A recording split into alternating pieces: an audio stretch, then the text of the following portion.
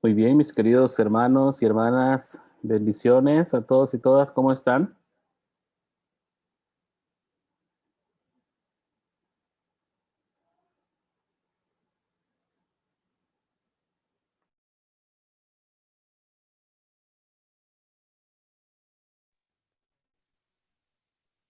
Bendiciones, Obispo Juan. Bendiciones a todos. Buenas noches, hermano.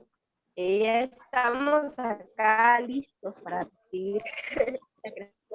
Muy bien, excelente, hermanos, hermanas.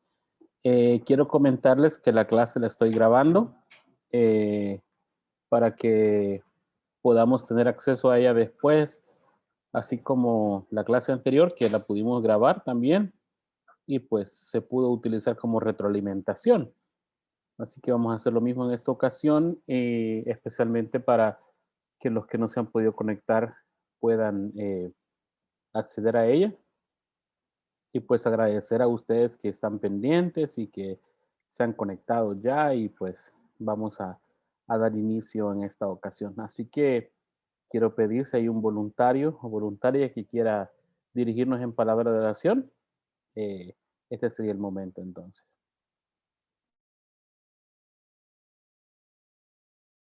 ¿Está bien yo? Luis. Adelante, Gustavo. Bien, vamos a dar gracias a Dios esta noche. Señor, te damos gracias por esta oportunidad que tú nos permites hoy, estar una vez más, Señor, aquí en esta clase. Ahora sabemos, Señor, que todos juntos vamos a aprender, vamos a descubrir nuevas cosas, Señor, que en realidad no conocemos. Y yo sé que tú tienes muchas cosas que enseñarnos, Padre, por medio de tu palabra, por medio de muchas formas, Señor, tú cada día nos enseñas. Permítenos esta noche, Señor, poder estar atentos y concentrados, Señor, a esta hermosa clase, a lo que tú tengas que enseñarnos en esta noche. Te agradecemos por la vida de cada uno de los que estamos aquí, por la vida del obispo, Señor. Gracias por este tiempo que nos regalas. En el nombre de Jesús. Amén. Amén. Muchas gracias, hermano Gustavo. Bueno, queridos hermanos y hermanas, la semana pasada pues no tuvimos clases.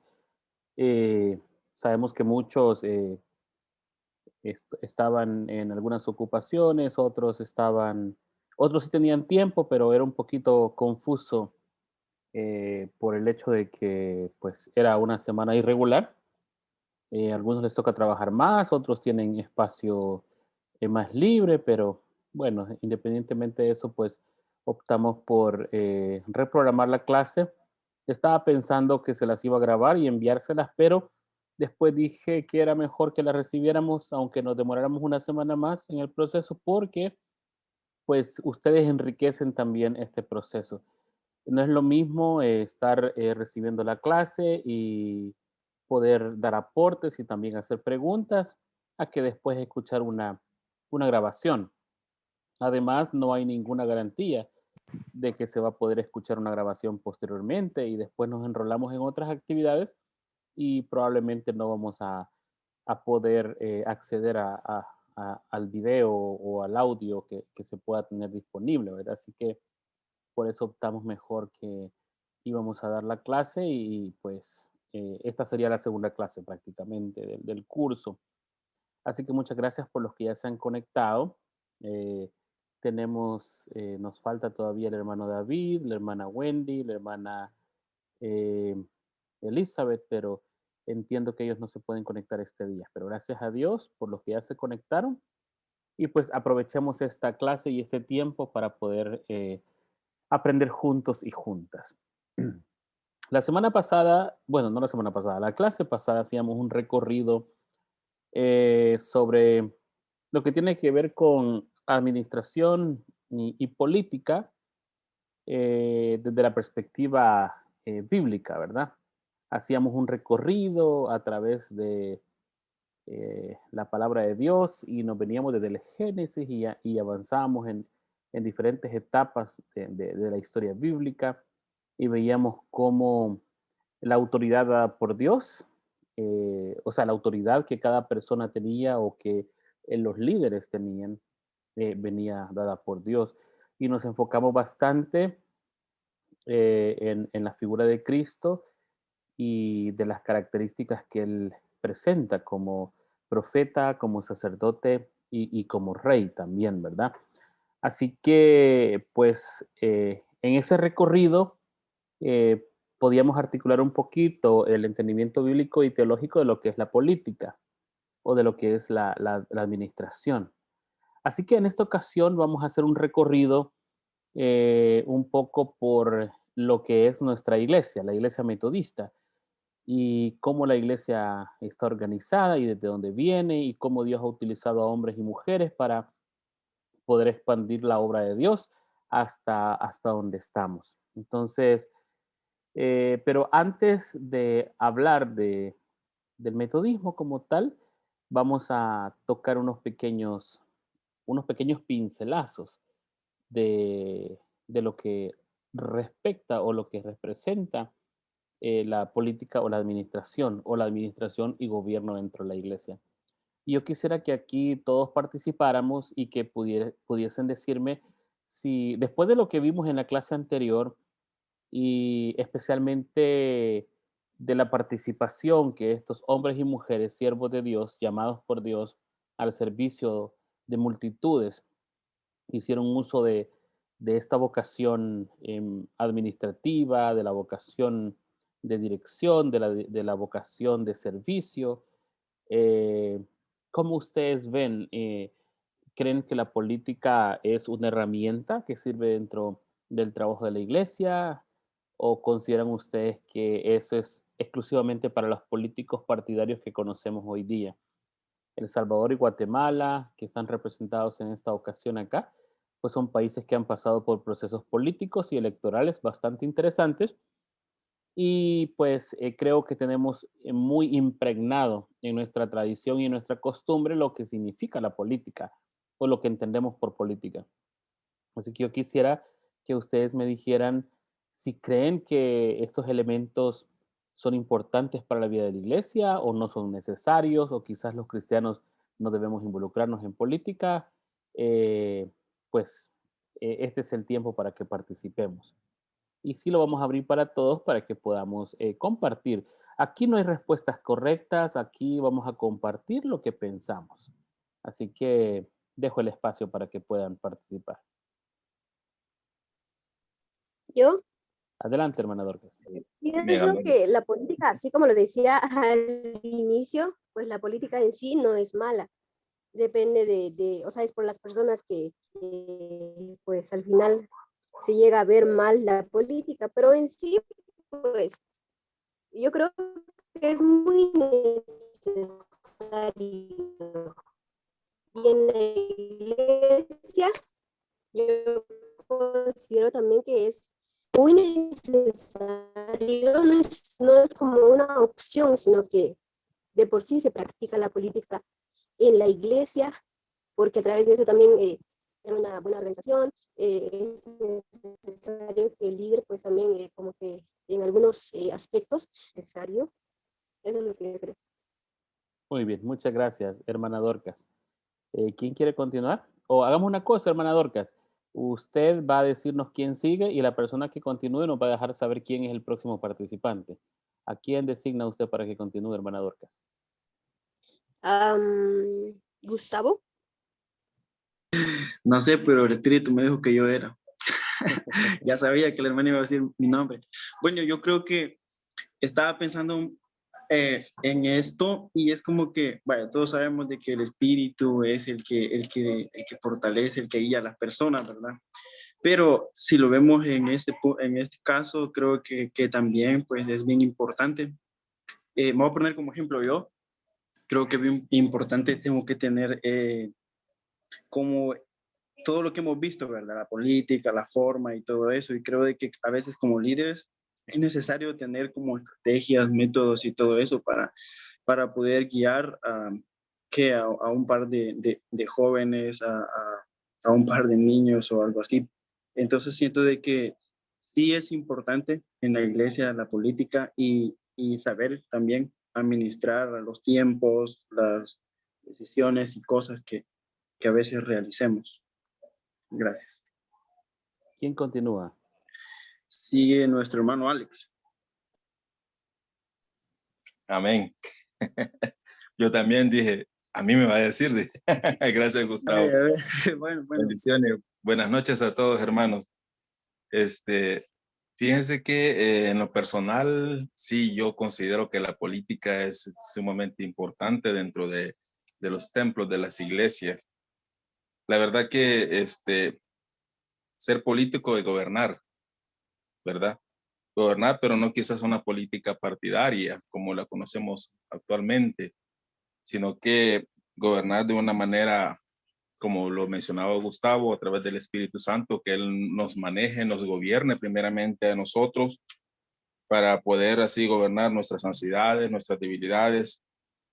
Entonces, el ser humano por naturaleza realmente es político para poder pensar, razonar y actuar las cosas que hacemos dentro de los templos. Entonces, yo considero que es fundamental la política y la administración porque van de la mano ambas para poder así llevar a cabo la iglesia, poder gobernar y administrar la iglesia, pero desde un punto de vista espiritual, no desde un punto de vista que aquí yo mando y aquí se va a hacer lo que yo diga, porque tampoco, ¿verdad?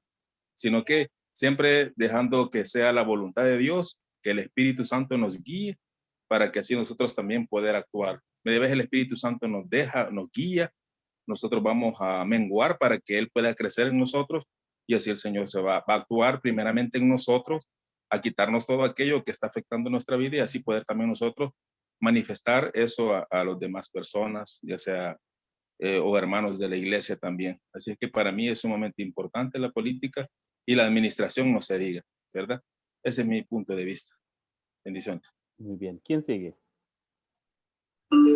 Perdón. La hermana Jamie Gabriela Peña. Amén, bendiciones, hermanos. Personalmente pienso que la política es como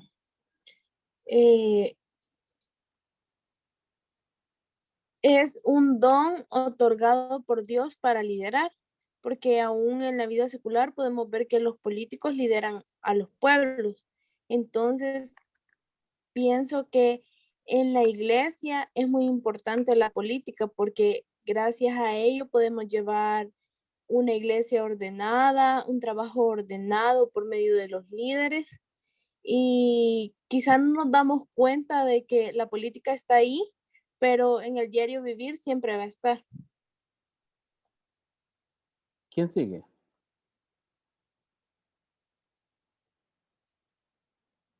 El hermano David Castaneda.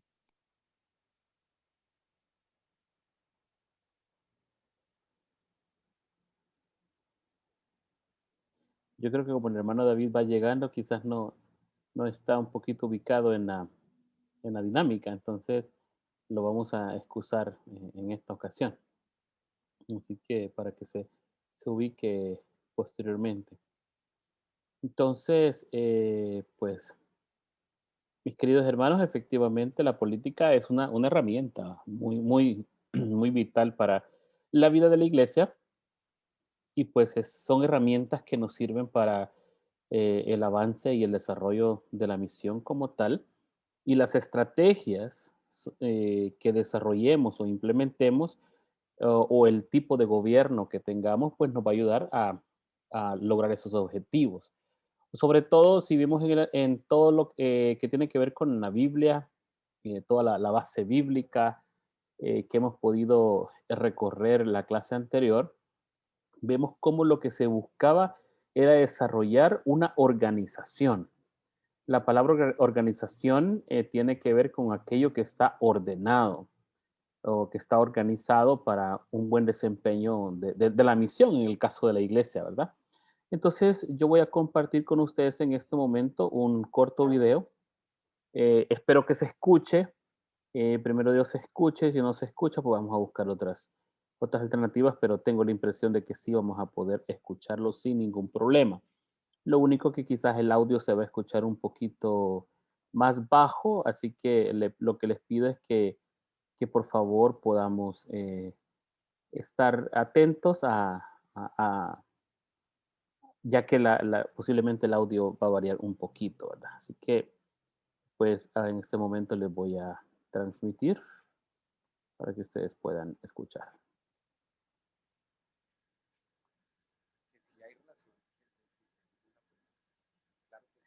Solo me confirman si escucharon eso. Yo no. Sí, obispo. No, obispo, no se escuchó.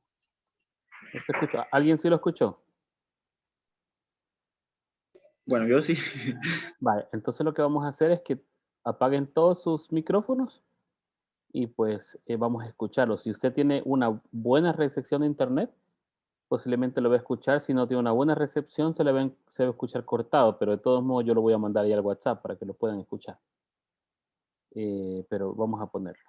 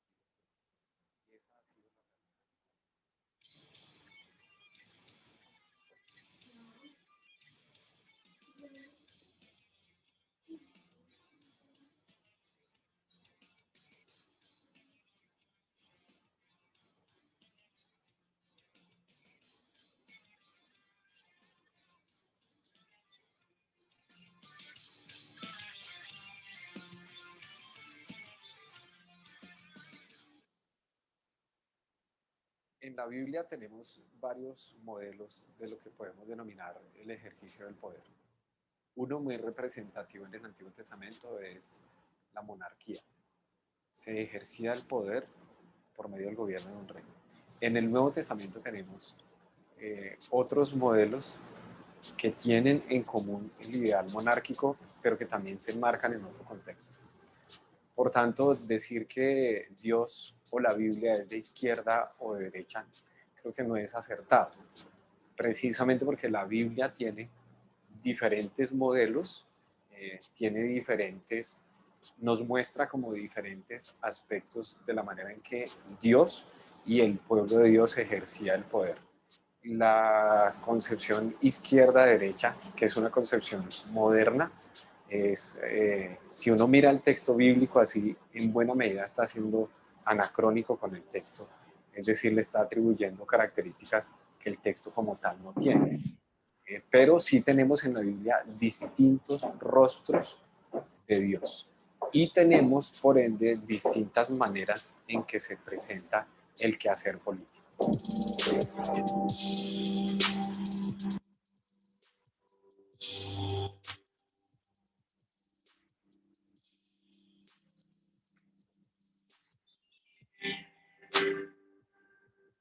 Los cristianos no podemos ser apolíticos, así como ningún ciudadano, ninguna ciudadana puede ser. Pertenecer a un orden social ya nos hace parte de lo que a veces se ha querido mostrar como una neutralidad política, termina siendo también una toma de un partido político. Por ende, más bien lo que debemos hacer es pensar desde qué opciones políticas nosotros leemos el texto bíblico, por un lado, y por otro lado la realidad, por otro lado también nuestra fe. Es decir, siempre vamos a leer desde unos valores, desde unos intereses, siempre vamos a buscar algo también a la hora de, pero no es posible que como cristianos, al ser ciudadanos, podamos ser apolíticos.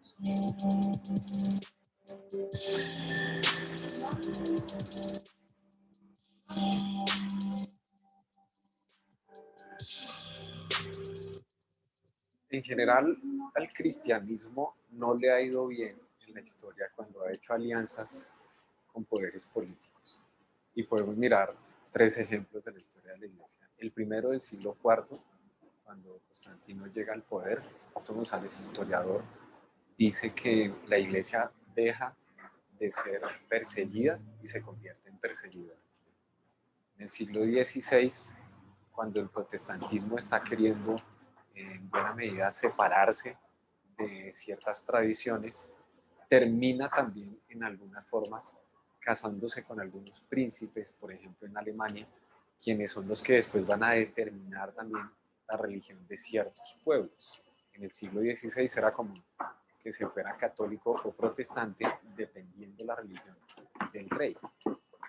Y en el siglo XX, cuando Hitler asciende al poder, tanto en buena medida la Iglesia católica como en buena medida la Iglesia luterana en Alemania hizo alianzas con Hitler. Sin embargo, en estos tres momentos de la historia de la Iglesia, nosotros encontramos que hubo minorías de cristianos que hicieron incidencia política, es decir, que afectaron a la sociedad sin necesidad de hacer alianzas con el poder. Sin embargo, en muchos de estos casos, a estas minorías les costó la vida. Caso Bonhoeffer en el siglo XX, caso de muchos anabautistas en el siglo XVI y caso de muchos monjes también y monjas en el siglo IV.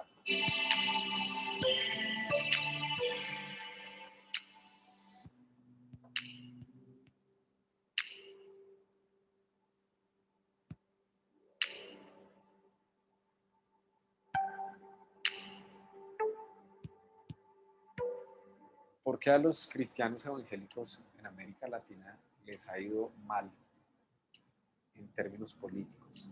Precisamente porque ha habido alianzas con el poder, con poderes establecidos, y porque se ha entendido que participación política es equivalente a participación partidista. Casarse o hacer acuerdos, alianzas con un partido o un grupo político. Y por lo general son grupos políticos que tienen intereses negativos, egoístas.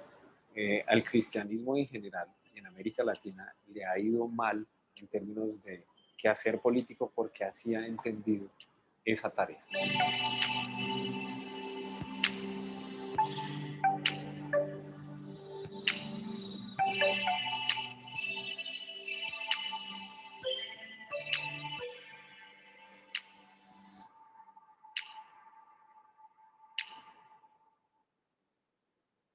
¿Cómo hizo Jesús incidencia política? Porque sí la hizo. Primero, ¿cómo no la hizo? Jesús no la hizo haciendo alianzas con el poder. Precisamente las tentaciones que aparecen relatadas en el Evangelio de Mateo y también en el Evangelio de Lucas nos muestran lo que le ofrecía Satanás: el dinero, el poder, el control, que todos le sirvieran, pero Jesús rechaza eso. La manera en que Jesús hace alianzas con el poder no es tampoco haciendo convenios con los grupos políticos de su momento, con los herodianos, con los saduceos, con los fariseos, con los celotes, con los mismos esenios. Jesús no hace alianzas con estos grupos. Jesús muestra que la manera en que hace incidencia, tanto política como social, es a partir de la ética, es decir, es a partir de la vivencia, pero también a partir de la práctica de unos valores que él va a presentar como los valores del reino de Dios, que son diferentes.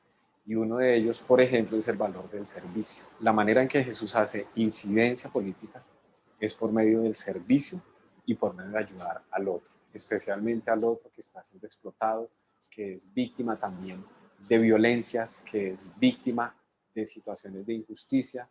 El Evangelio de Jesús se muestra a través del servicio, a través del amor.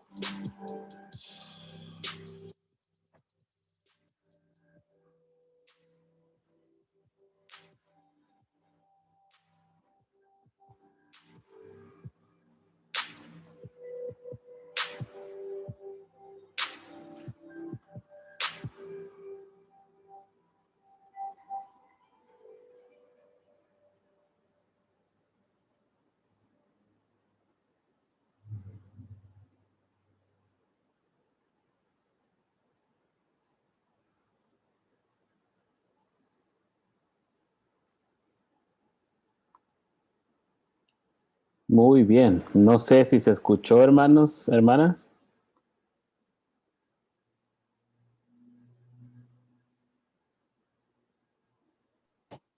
Yo no lo escuché tan claro, o sea, se cortaba, pero creo que es por mi internet. Muy bien, gracias, hermana. ¿Los demás se escucharon bien? Sí, obispo. Muy bien, excelente. Sí, Pastor, obispo, sí. sí, fíjese que en lo personal unas cosas sí las escuché, otras cosas no las escuché muy bien. Unas partes no me se oían bien. Entonces, sería bueno que si lo pudiese mandar así por WhatsApp el videíto para poderlo ver todos nuevamente, sería lo mejor. Ok, perfecto. Entonces, posteriormente lo podemos visualizar ya ahí cada uno por aparte. Se lo voy a enviar por WhatsApp. Pero de lo que lograron escuchar ustedes, ¿qué pueden rescatar? ¿Qué les parece interesante en ese video? ¿Sienten ustedes que está relacionado con lo que hemos venido hablando? ¿Hay algo que sienten ustedes que podemos rescatar? ¿Algo con lo que diferimos? ¿Algo con lo que no estamos de acuerdo?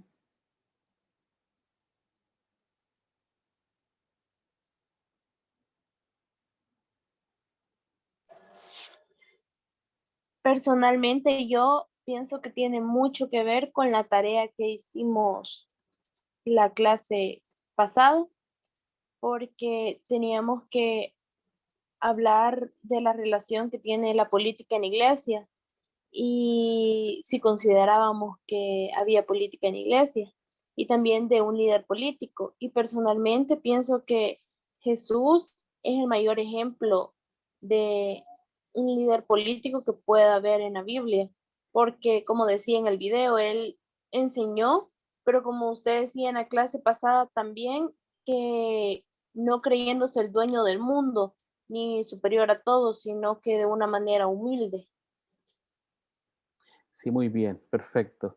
Yo no sé si ustedes se dieron cuenta, pero cuando el pastor Alex estaba compartiendo con nosotros un poquito sobre su criterio de la importancia de la política en la vida de la iglesia, él dijo algo que debemos de menguar nosotros para que el Señor sea quien se levante, ¿verdad? Que edifique su reino sobre nuestras vidas y sobre aquellos a quienes servimos. Entonces, pues la iglesia ha sido una institución, un organismo, además de ser un movimiento, ¿verdad? Y aquí hay que hablar y hay que destacar bastante esto, que hay que tener mucho cuidado porque cuando la iglesia ha sido un movimiento, ha sido más exitosa de hacer la voluntad de Dios que cuando se convierte en una institución, en una organización bien estructurada, bien planeada, bien organizada. Entonces, a veces la iglesia tiende a como a meterse en sus cuatro paredes y pues no salir al verdadero llamado, que es el de el ministerio del servicio. Como escuchábamos en este video, que el ministerio del servicio pues es una de las maneras como Jesús hace uso de esa vocación política que también tiene. La clase pasada veíamos a Jesús como profeta, como sacerdote y como rey. Y el concepto de Jesús como esa persona de influencia generalmente fue basada en el servicio y en el amor al prójimo. Así que aquí estamos trabajando esta clase, esta materia que tiene que ver con eso, con organizarnos, con estructurar, con fortalecernos, pero tengamos mucho cuidado que cuando organizamos la vida de la iglesia, cuando ordenamos la vida de la iglesia, cuando le ponemos esa estructura orgánica a la iglesia, que no nos alejemos del verdadero llamado que tenemos como iglesia. Que la iglesia al final de cuentas es un movimiento, no es un montón de pequeños movimientos, ni es un trabajo proselitista de cuál iglesia es la mejor, de cuál iglesia sí va a ser la elegida por Dios. En realidad Dios viene por una iglesia sin mancha y sin arruga, y todos formamos parte de esa majestuosa iglesia por la que el Señor va a venir. Ahí sí que no va a haber divisiones, no va a haber esas barreras y obstáculos que a veces los seres humanos ponemos. Cuando organizamos la iglesia, cuando estructuramos la iglesia, podemos tender también a poner todas esas barreras y esas fronteras, porque tenemos nuestras propias doctrinas, nuestras propias prácticas, nuestra propia tradición. Y pues en ese proceso de ir desarrollando esa estructura, pues podemos alejarnos del reino de Dios. del reino de Dios, que es un reino de justicia, de paz, de amor, y pues ahí tenemos que tener un gran cuidado en ese proceso. Ahora que hemos visto un poquito de manera más amplia esta cuestión de cómo la política incide en la vida de la iglesia y por qué los cristianos no debemos de ser apáticos a la política, pues ahí también les mandé el video al WhatsApp. Ya ustedes debieron de haberlo recibido, ya se convirtió, ya les cayó en el grupo, y ahí posteriormente pueden verlo con mayor tranquilidad. Pero ahora yo quisiera que pudiésemos eh, hablar un poco de dónde venimos.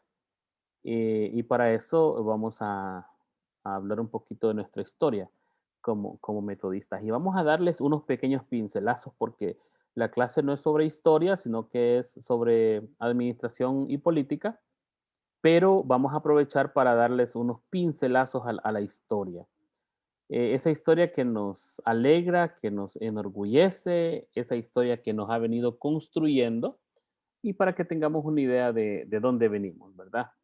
Todos sabemos que el metodismo nace en Inglaterra en el siglo XVIII en el avivamiento de la iglesia anglicana. La iglesia anglicana era la iglesia oficial, la iglesia del Estado, la iglesia del el imperio, y pues era la iglesia de Inglaterra, la iglesia oficial. Era un movimiento protestante que había nacido producto de un conflicto que había con el rey de Inglaterra, y pues había entrado en ciertas discusiones con el Papa, que no quería volverlo a casar, y entonces, pues en ese proceso y ese conflicto decide separarse, independizarse de Roma y entonces darle vida a la iglesia anglicana. Esta iglesia, muy católica en muchas maneras, con las prácticas, las tradiciones muy parecidas,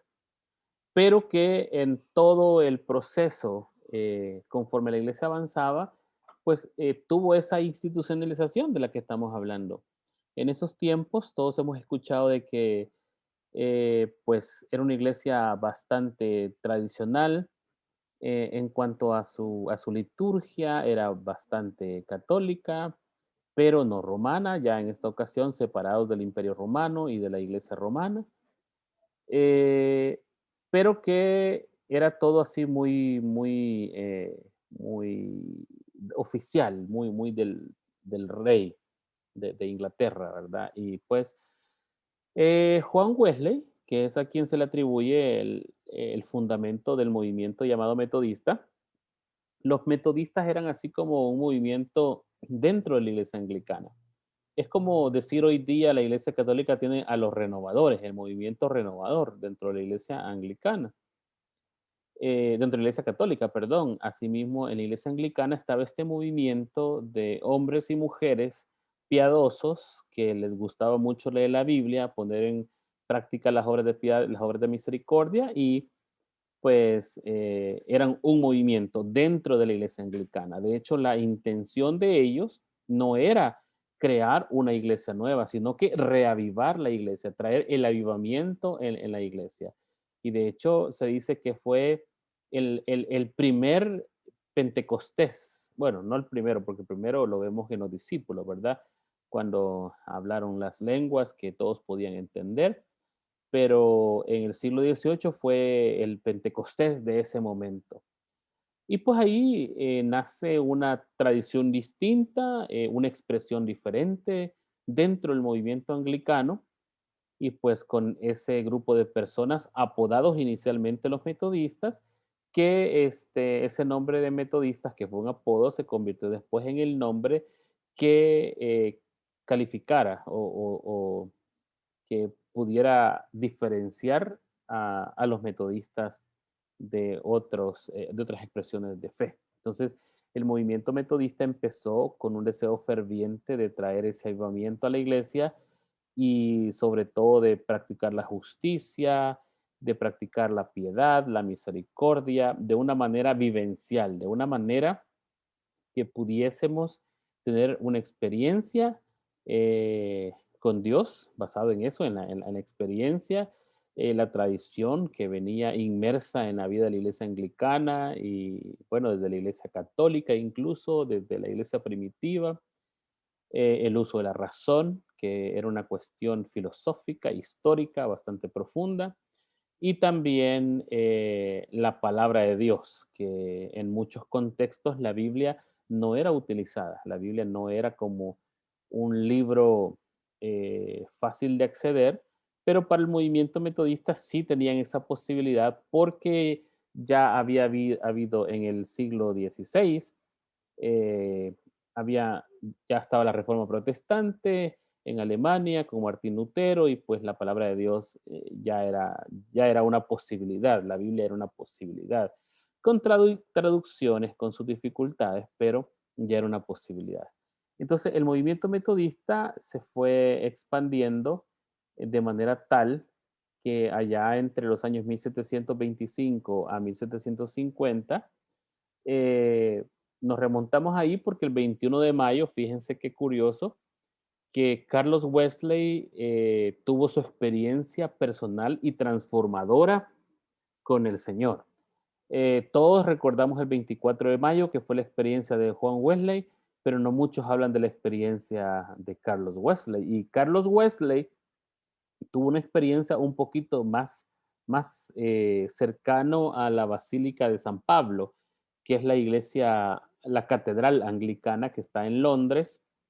Allí hay una casa donde está una pequeña placa y dice, en este lugar Carlos Wesley tuvo el encuentro o la experiencia personal de transformación con Jesucristo. Eh, Fíjense que eso le ocurrió a Carlos Wesley, pero no se le pone mucho énfasis. Se le hace más énfasis al hecho de que 3 días después fue Juan Wesley que tuvo esa experiencia el 24 de mayo de 1738. Y pues ahora el lugar donde John Wesley tuvo esa experiencia es la entrada principal de un museo en la ciudad de Londres. Ahí hay una placa muy grande, muy interesante. Es una placa negra donde habla de la experiencia que Wesley tuvo, pero está justo en la entrada de un museo. Ya no es el lugar cuando habla uno de la calle de Aldersgate, uno pensaría que está todo alusivo a John Wesley. En realidad no es así. Hay edificios muy grandes, edificios de cristal enormes, y pues al pie de la entrada del museo está esa plaquita dedicada, que es grande, es en realidad grande, pero digo plaquita en proporción a lo que significa para nosotros como metodistas, el significado que tiene tan profundo como la conversión que tuvo Wesley. Wesley tuvo diferentes momentos y etapas en su vida, pero a partir de esta experiencia del 24 de mayo de 1738 es cuando el ministerio de Wesley comienza a tener un impacto verdaderamente profundo en la vida de las personas que él abordaba, a las personas que él alcanzaba y a las personas con las que él se relacionaba. Eh, pues él visitó a los moravos en Alemania y pues en ese tiempo se desarrolló la primera conferencia metodista en Inglaterra. En esos días él dijo algo así como: quiero a 100 hombres que no le teman miedo a nada, solamente al pecado. Y les aseguro que las puertas del infierno temblarán ante ellos. Algo así decía. Por ahí pueden buscar ya la traducción más fidedigna. Yo estoy parafraseando, pero en realidad, bueno, y también un poquito, consideramos quizás un poquito machista hoy esa, eso que Wesley dijo, porque dijo, denme a 100 hombres que no le tengan miedo a nada, ¿verdad? Pero la sociedad inglesa en ese tiempo era bastante machista, no permitía el ministerio de las mujeres. Bueno, en nuestro contexto también ocurre hoy día que no se reconoce mucho el ministerio de las mujeres, pero eso está cambiando, poco a poco ha ido cambiando. Ahora conocemos pastoras mujeres, predicadoras mujeres, siervas de Dios, que han estado no solamente hoy, sino que han estado en el proceso de la historia del cristianismo y de la historia de fe, en el pueblo judío, en el pueblo de Dios, y en todo lo que tiene que ver tanto en el Antiguo Testamento como en el Nuevo Testamento vamos a encontrarnos con el ministerio de las mujeres, que siempre ha sido un ministerio muy fuerte en la vida de la iglesia. Así que, pero aquí es cuando John Wesley está organizando la primera conferencia metodista, pero no como una nueva iglesia metodista, ni como una nueva denominación, sino que como un movimiento dentro de la iglesia anglicana. Y pues después, hacia adelante, vemos a estos personajes como Philip Williams y Francisco Asbury, Philip y Margaret Embury y a Paul y Barbara Heck, que viajan a América y se abren la capilla Wesley en Nueva York, eh, en John Street Church, y pues allí don William Waters se convierte en el primer predicador itinerante nacido en el país. ¿Qué significa itinerante? Dentro de la estructura, dentro de la administración de la iglesia metodista, itinerante significa que no es un pastor que se está en una sola iglesia local, o sea, en un solo lugar. Itinerante significa que va de un lugar a otro, va visitando, va predicando, va proclamando la palabra de Dios y va acompañando a esas comunidades a las que sirve y a las que le predica. Entonces, William Waters fue básicamente el primer predicador itinerante en los Estados Unidos, en Nueva York. Como les digo, son pinceladas porque las vamos a pasar bastante rápido, pero las misiones metodistas llegan a las islas anglonormandas, como Francia y España, y empieza la iglesia metodista episcopal. Fíjense que en ese momento era la iglesia metodista episcopal porque su sistema era de obispos, ¿verdad? En Baltimore, la Sociedad Africana Libre y la Iglesia Africana Metodista Episcopal, que eran los metodistas con la misma doctrina, pero que había una segregación racial en esos tiempos en Estados Unidos. Entonces la Iglesia Metodista Episcopal era para los blancos y la Iglesia Metodista Episcopal Africana era para la gente afrodescendiente. Eso sucedió en Filadelfia, y pues también la iglesia africana metodista episcopal Zion, que es muy, muy, muy famosa en Nueva York. Thomas Cook, entonces se convierte o dirige la primera misión extranjera británica en el Caribe. Fíjense que el metodismo no solamente llegó a los Estados Unidos en esos tiempos, sino que llegó al Caribe. Estamos hablando que el Caribe está compuesto por un montón de islas y los trabajos o las visitas misioneras que hubieron, o la organización metodista más antigua conocida en las Américas fue en el Caribe, en realidad. No nace el metodismo con la misión en los Estados Unidos, sino que en el Caribe. Y no solamente nace como un ministerio metodista, sino que fue un ministerio metodista impulsado por mujeres en el Caribe. Pero ese es otro tema, más que todo histórico, pero que denota la importancia del el trabajo misionero que tienen las mujeres. También en Boca del Toro, en Panamá, ahí se ve cómo llegaron los metodistas. Estoy hablando de la zona del Caribe, ¿verdad? Y pues ahí también hubo incidencia por parte de mujeres y gente afrodescendiente también. Ya en los años 1800 estamos hablando de que Otterbein y Martin Bohem fundan la iglesia que se llamaba los Hermanos Unidos en Cristo. Los Hermanos Unidos en Cristo era una denominación que tenía toda la tradición wesleyana, una doctrina bastante cercana al movimiento metodista, y pues Daniel Cooker había organizado la Sociedad Metodista para los Esclavos Liberados en rumbo a Liberia. Organizó la primera sociedad metodista para los esclavos. O sea, los esclavos no iban a la iglesia, no se les permitía. De hecho, en el contexto de Inglaterra, John Wesley era una persona que iba a predicar a los mineros de madrugada, porque ellos tenían que entrar a trabajar porque la iglesia no estaba disponible para este tipo de personas. Las personas que estaban en la baja sociedad no no podían acceder a llegar a la iglesia y poder adorar. Entonces, los metodistas estuvieron involucrados siempre desde sus inicios con esas personas que eran los olvidados, los pobres, los desposeídos, los desamparados. Y no lo estoy hablando como para quitar la dignidad humana que le da Dios al ser, al individuo, sino que porque el movimiento metodista siempre tuvo ese acercamiento desde sus inicios con los más necesitados, los más pobres, y no necesariamente los pobres de espíritu, pero también los pobres económicamente hablando. Estos misioneros viajaron también a Australia, a República Dominicana. Miren, República Dominicana nuevamente es el Caribe, a Gambia, ya estamos hablando del otro lado del mundo, Haití, estamos en el Caribe otra vez, en la India, Sierra Leona, Sudáfrica y Tonga.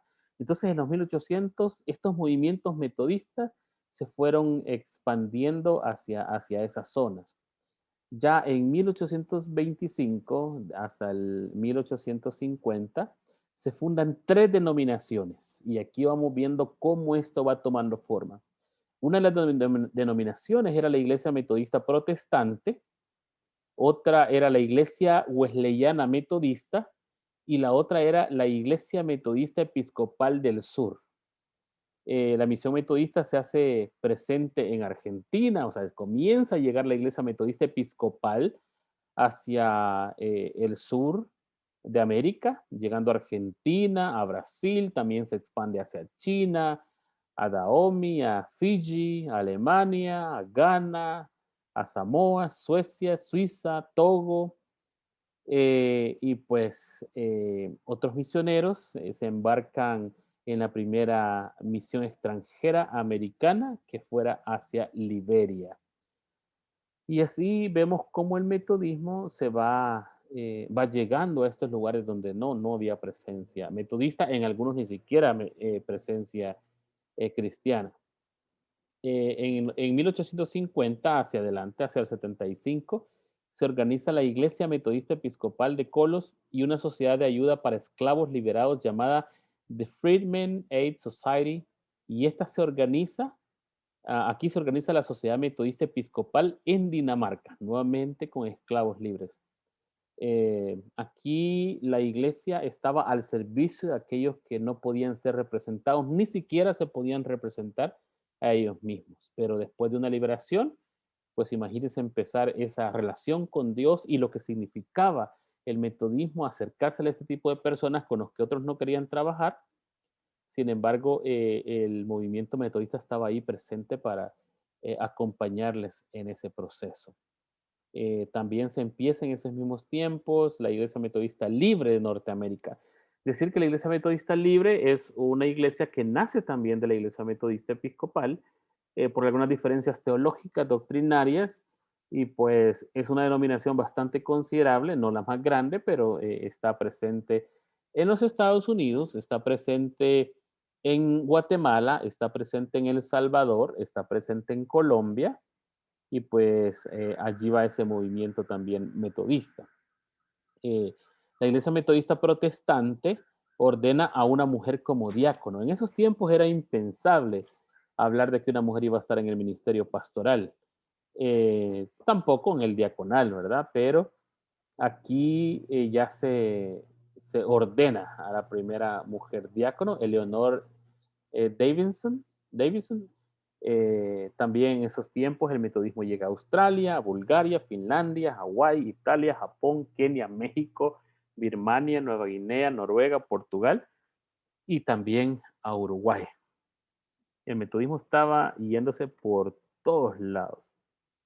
Ya estamos a finales de los años 1900, donde el obispo William Taylor trabaja en Angola, hace trabajo en Bolivia, Chile, República Democrática del Congo y Perú.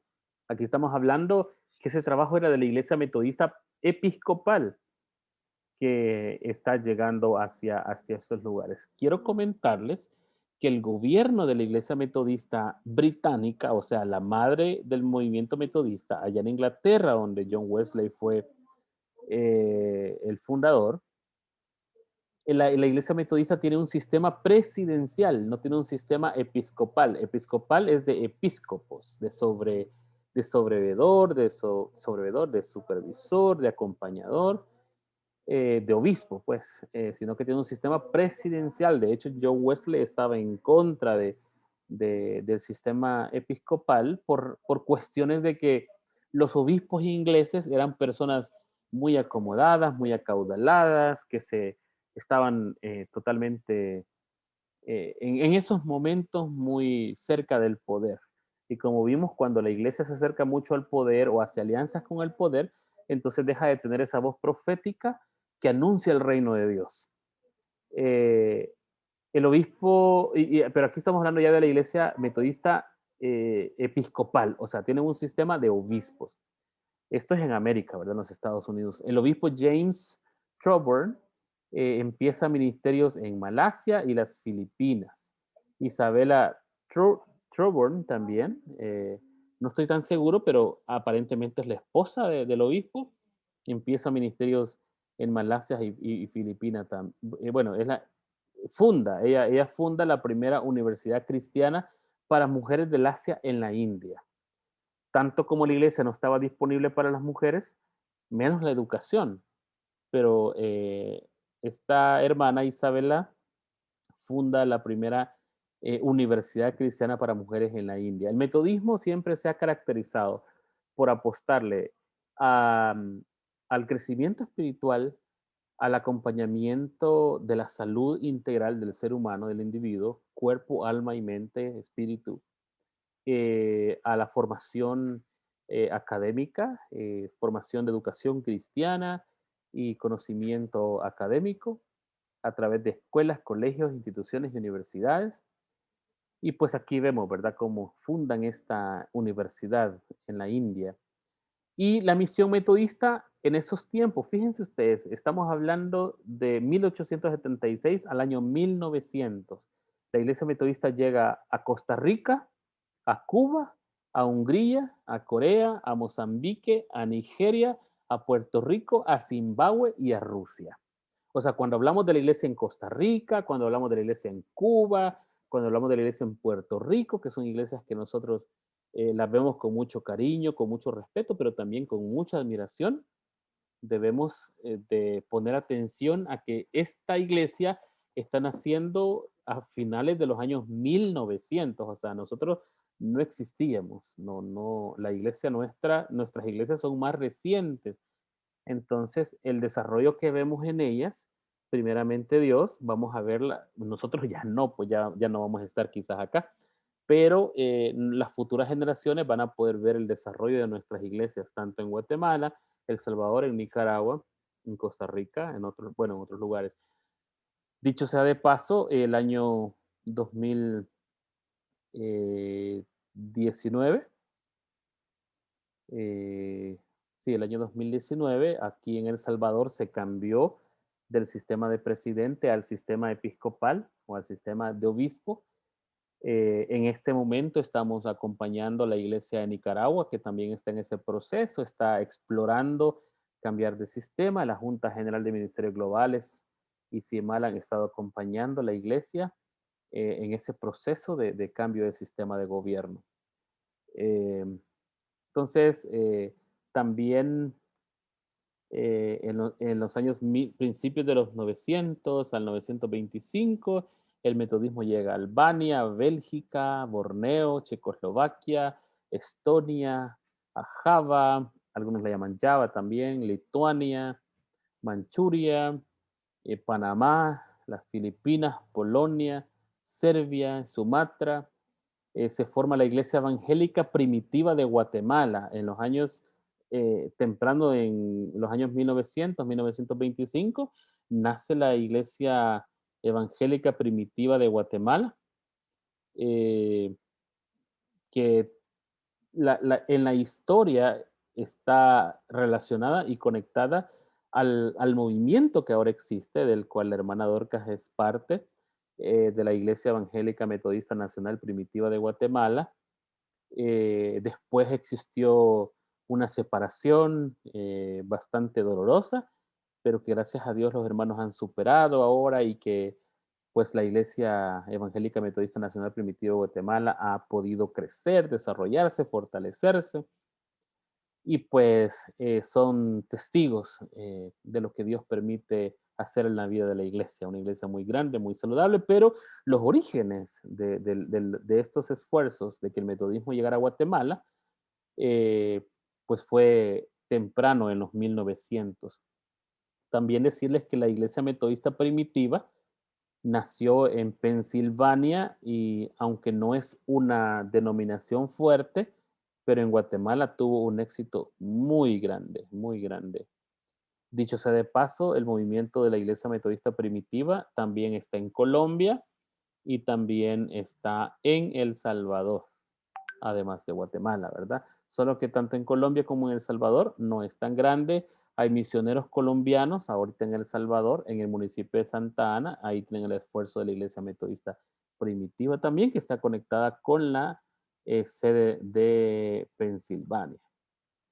En los años del 1926 hacia el 1950 se funda la Iglesia Metodista en los Estados Unidos por la fusión de la Iglesia Metodista Episcopal, la Iglesia Metodista Episcopal del Sur y la Iglesia Metodista Protestante.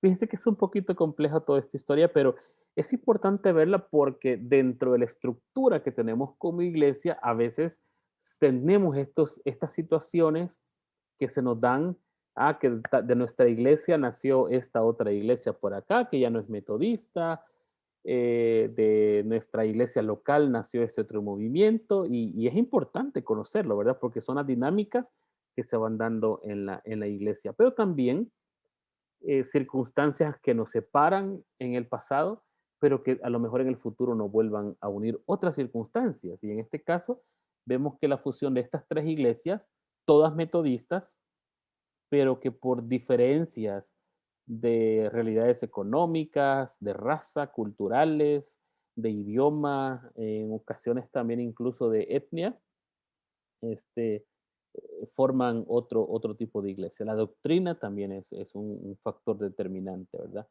Entonces, fíjense bien que aquí nace esta nueva iglesia, que es la función de la iglesia metodista episcopal, iglesia metodista episcopal del sur, la iglesia metodista protestante, y pues aquí la iglesia evangélica y la iglesia de los hermanos unidos en Cristo se unen para formar la iglesia evangélica de los hermanos unidos.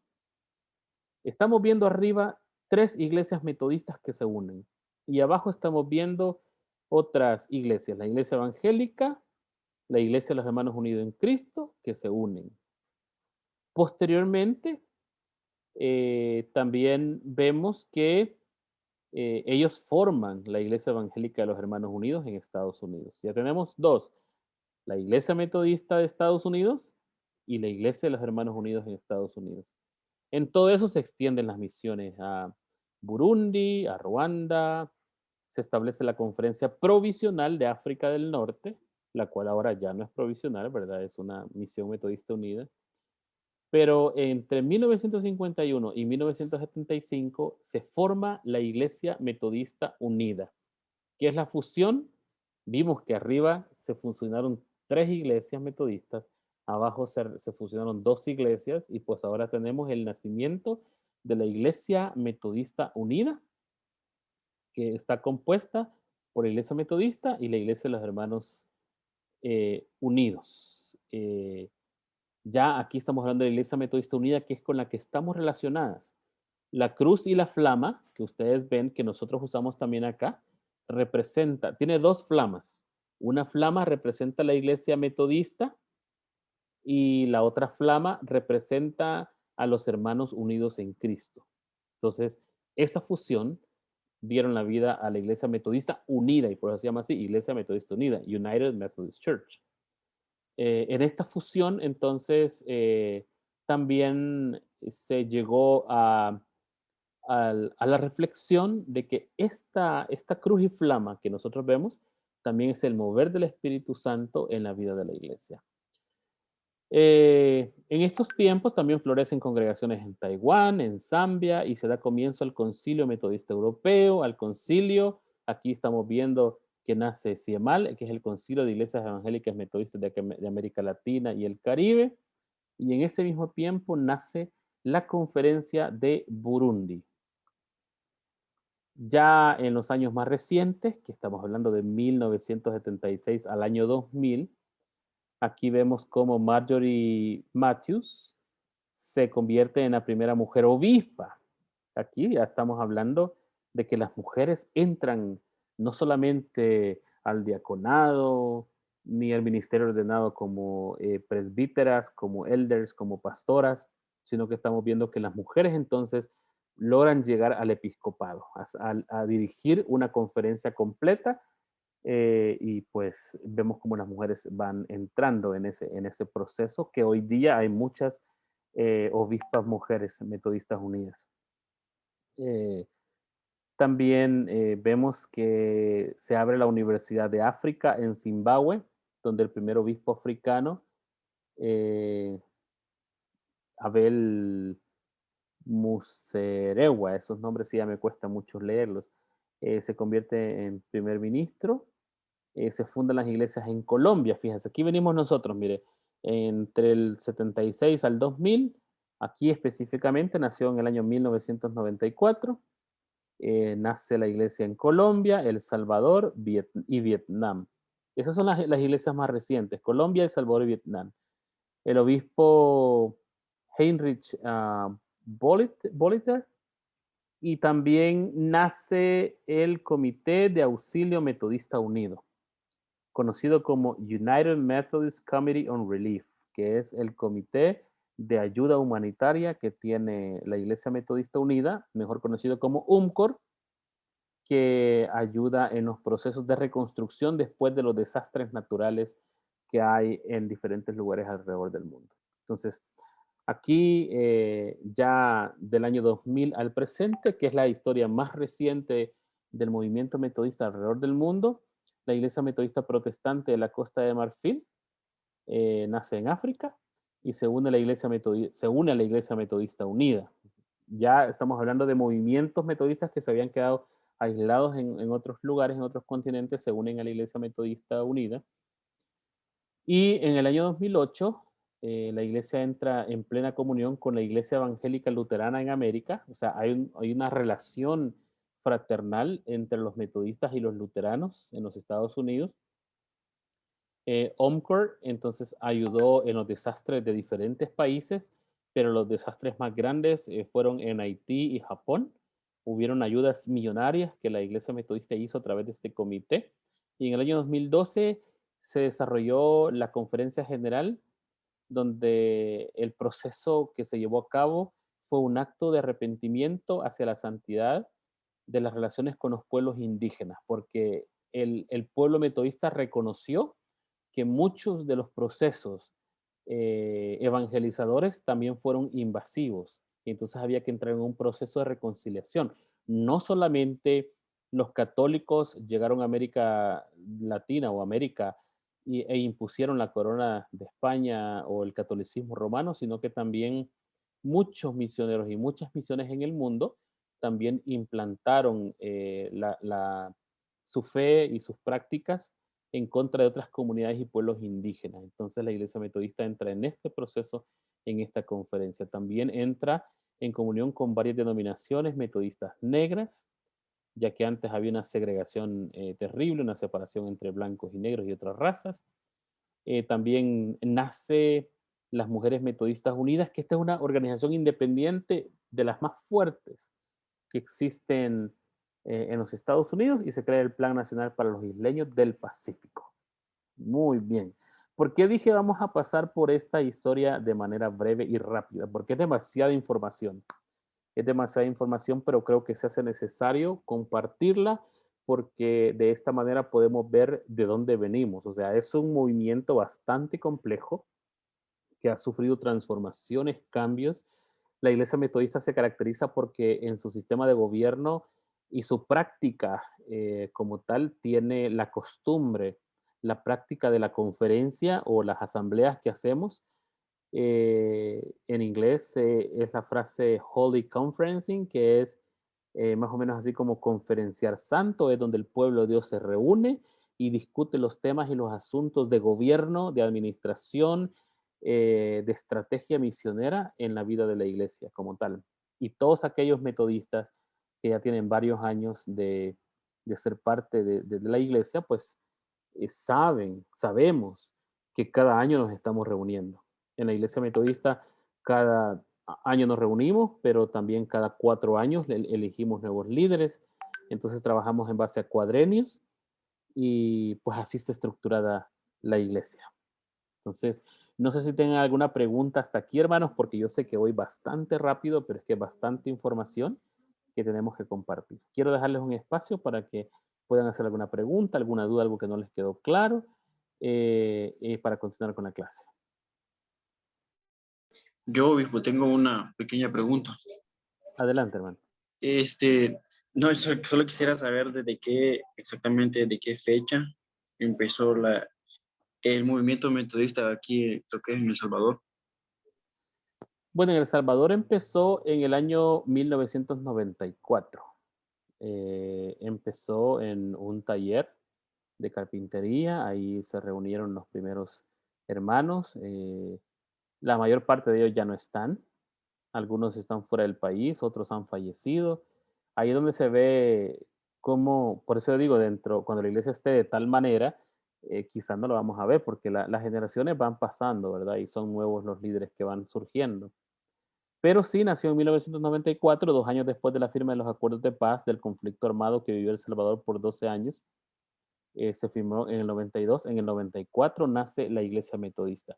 Una de las características del metodismo en El Salvador es que no nació con misioneros extranjeros que vinieran acá, sino que nació con personas salvadoreñas que se conectaron con familiares que tenían en Estados Unidos y que ellos ya tenían un ministerio pastoral allá.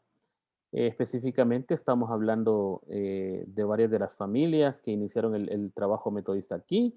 Está la familia Mayorga, está la familia Mendoza, está la familia Morán, está la familia Landaverde, están diferentes familias que empezaron el trabajo acá, de reunirse.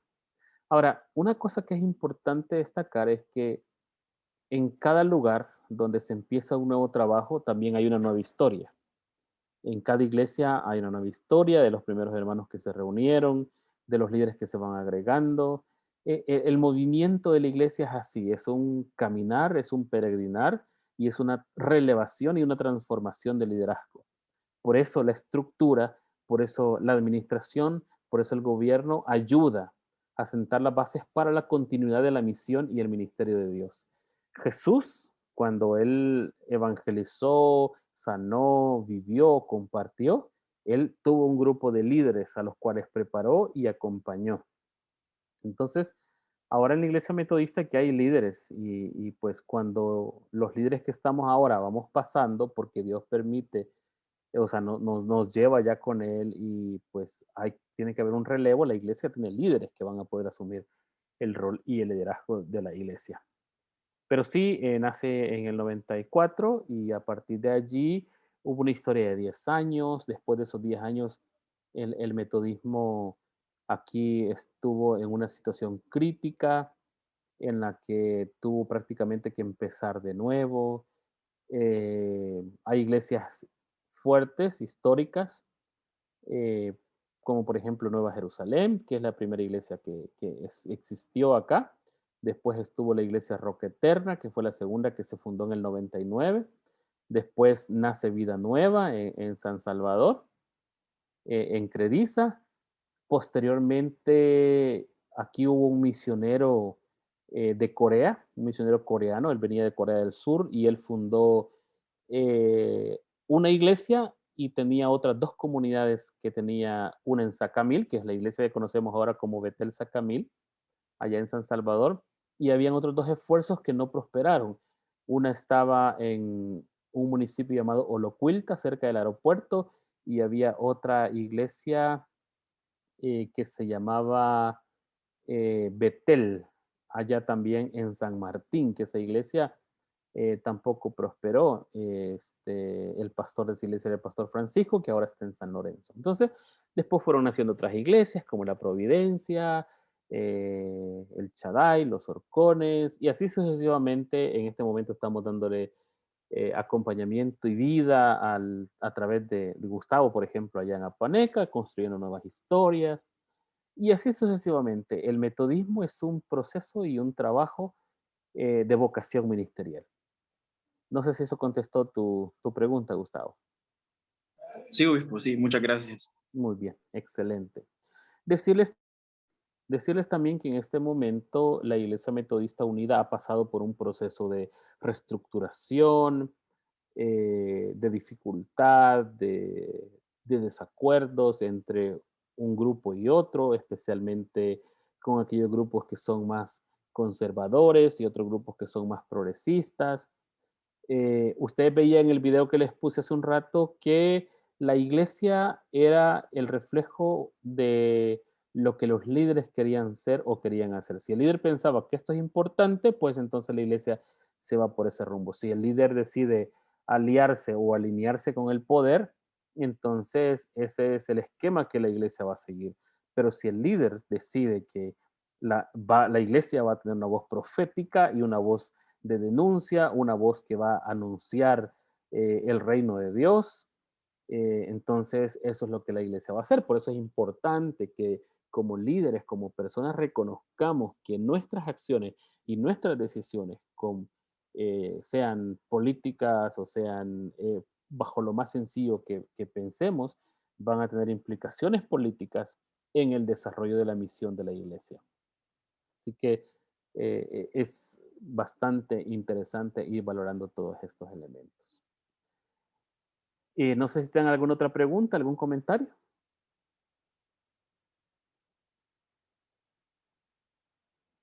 Muy bien, seguimos entonces. Quiero darles una idea, porque cuando hablamos de iglesia hablamos de organización y más adelante en las próximas clases vamos a ir desglosando otros elementos y otros esquemas para poder entender un poquito más la dinámica de la iglesia en cuanto a su estructura. Pero yo quiero ponerles otro pequeño video que nos muestra cómo la iglesia metodista está organizada, al menos la iglesia metodista unida, para que ustedes vean los cuerpos que la componen y la complejidad de lo que significa la iglesia. Es algo muy bien estructurado. Nuestro país, El Salvador, es un país que está organizado bajo un sistema político, económico y social llamado democracia, y pues es un sistema conocido en ciencias políticas y administrativas como liberalismo. El liberalismo es aquel que procura tener una división de poderes, la teoría de pesos y contrapesos. Yo sé que esto es más que todo de doctrinas políticas, pero que aquí estamos teniendo una clase de política, entonces en cuanto a la iglesia, y vale la pena mencionarlo, pero se habla de los pesos y contrapesos, es que en la iglesia metodista no decide una sola persona, sino que el ministerio es compartido. Y entonces yo quiero que ustedes vean eh, lo que significa la Iglesia Metodista Unida y entonces cómo está organizada estructuralmente hablando y que después podamos reflexionar al respecto. Entonces voy a proceder a presentarles ahorita este video. Espero que se escuche, primero Dios que sí se escuche eh, y espero que sí. Así que ahorita mismo se los presento.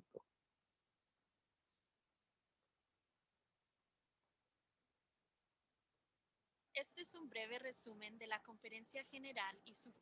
¿Me dicen si escucharon esa parte?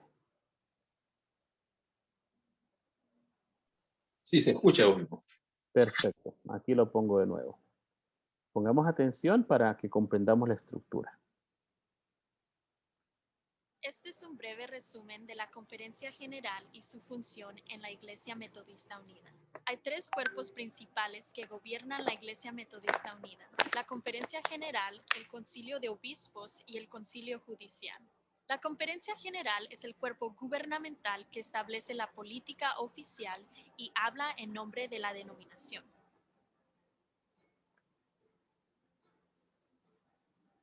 Como el cuerpo legislativo más alto de la Iglesia Metodista Unida, la Conferencia General tiene el poder de revisar el libro de disciplina, el libro de resoluciones e iniciar enmiendas a la Constitución denominacional. Por lo regular, la Conferencia General se reúne una vez cada cuatrenio o cada 4 años. Sin embargo, el Concilio de Obispos puede convocar una sesión especial para tratar un tema específico. Solo se han convocado 2 sesiones especiales desde que se formó la Iglesia Metodista Unida en 1968. Cualquier persona, congregación, conferencia u organización puede someter una petición a la Conferencia General para cambiar el libro de disciplina o el libro de resoluciones. Los delegados también pueden presentar peticiones desde la sala de votación. Una gran parte de la legislación eclesiástica requiere un voto de mayoría simple para ser adoptada.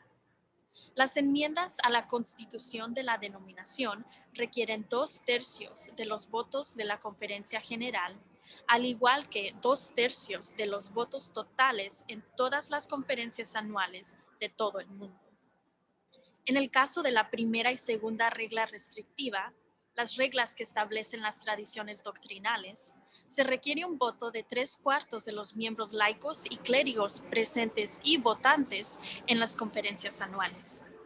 La Conferencia General también aprueba el presupuesto de los fondos asignados, documentos oficiales como el Himnario Metodista Unido y el Libro de Adoración, así como las enseñanzas oficiales sobre temas como el bautismo y la Santa Comunión.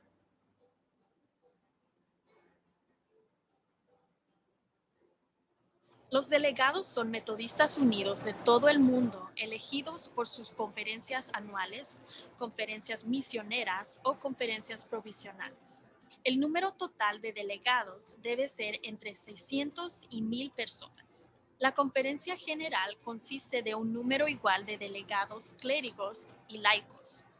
Las conferencias pueden elegir a sus delegados 2 años antes de la próxima reunión de la Conferencia General. Los miembros laicos de la conferencia anual eligen a los delegados laicos y los miembros clericales eligen a los delegados clericales. La Iglesia Metodista Unida tiene un acuerdo concordado con 4 iglesias metodistas autónomas de enviar un total de 10 delegados con derecho a voto. El libro de disciplina contiene una calculación para determinar cómo se reparten los delegados de cada una de las conferencias. El secretario de la Conferencia General calcula el número total de delegados y determina cuántos vendrán de cada conferencia para sumar el número total. Cada conferencia puede enviar al menos 2 delegados a la Conferencia General sin importar su tamaño, un laico y un clérigo. Todos los delegados tienen derecho a votar sobre toda la legislación revisada por la Conferencia General. Los obispos presiden durante la sesión de la Conferencia General, pero no tienen voz ni voto. No se dirigen a la Conferencia General a menos que ésta se lo autorice.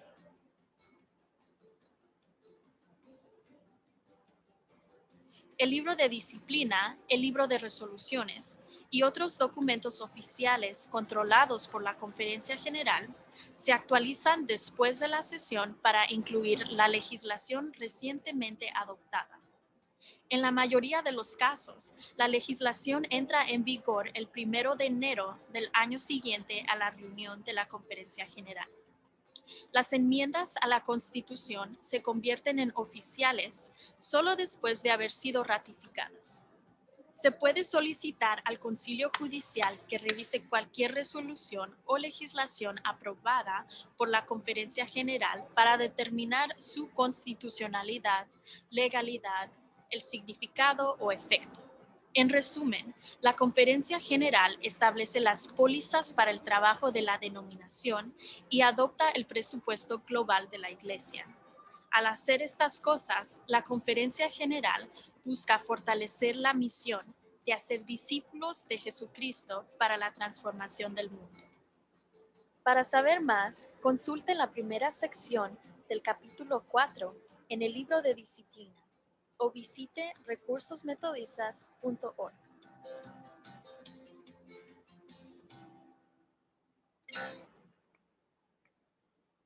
Muy bien. ¿Se escuchó, hermanos y hermanas?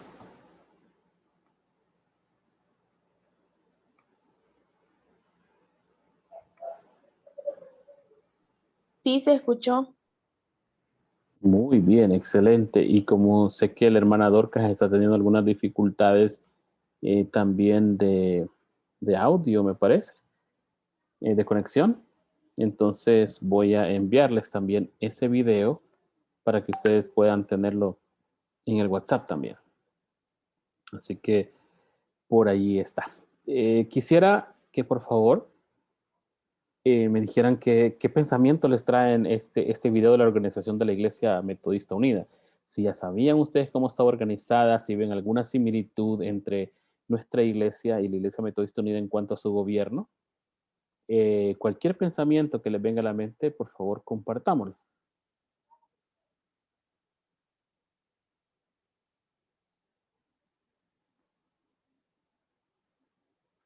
Hermanos, hermanas, ¿están todavía conmigo? No, solo agregar que cuando fue la consagración, no sé si se acuerda, creo que lo nombraron a usted como obispo, no sé si se acuerda. Me viene a la mente eso. Y cuando yo vi los dibujitos allí de los obispos y todo eso, solo me recordé cuando lo consagraron y ya fue el obispo de aquí, de nuestro país. Amén, sí. De hecho, esos obispos que ustedes vieron eran obispos de diferentes países de América Latina y el Caribe, obispos de CIEMAL, que es el Consejo de Iglesias Evangélicas Metodistas de América Latina y el Caribe. Efectivamente, cuando hablamos del concilio de obispos, ese que ustedes estaban viendo ahí es el concilio de obispos de la Iglesia Metodista Unida en Estados Unidos, y está el concilio de obispos de CIEMAL, que es de la Iglesia Metodista en América Latina y el Caribe. Entonces, en el caso del concilio de obispos de América Latina y el Caribe, pues yo tengo el privilegio de ser el presidente todavía de ese concilio, y es un verdadero regalo que Dios nos permite servir en ese espacio también. Entonces sí, está organizada. Ahora, además del concilio de obispos, porque el hermano Gustavo hace referencia a que la consagración, ese momento que tuvimos, le recuerda al concilio de obispos, y efectivamente, casi que había un concilio ahí, habían varios obispos, y no solamente estaban los obispos metodistas, pero también había un obispo luterano, estaba el obispo Medardo Gómez de la iglesia luterana, y estaban otros representantes de la iglesia bautista, de la iglesia anglicana, y pues, y de la iglesia católica también. Había venido gente de la UCA y otras personas ahí que nos acompañaron en ese proceso. ¿Qué otros elementos encontraron ustedes en el sistema de gobierno de la Iglesia Metodista Unida? ¿Los obispos son los únicos líderes que la Iglesia Metodista tiene, o encontraron otro tipo de elementos que dirigen la vida de la Iglesia? Bueno, yo sí quiero hablar porque es bastante interesante. No, me pareció muy, muy bonito que también le habla sobre los líderes laicos.